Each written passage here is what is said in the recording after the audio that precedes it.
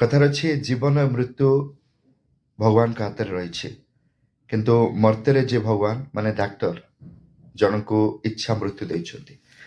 ଇଚ୍ଛା ମୃତ୍ୟୁ କଥାକୁ ନେଇ ଅନେକ ବେଳେ ଚର୍ଚ୍ଚା ବି ହୁଏ କିନ୍ତୁ ହରିଶ ହରିଶ ରାଣାଙ୍କ କଥା ତାଙ୍କ କଥା ଆପଣ ପୁରା ଶୁଣିଲେ ନିହାତି ଥରେ ଜୀବନ ବିଷୟରେ ଭାବିବା ପାଇଁ ବାଧ୍ୟ ହେବେ।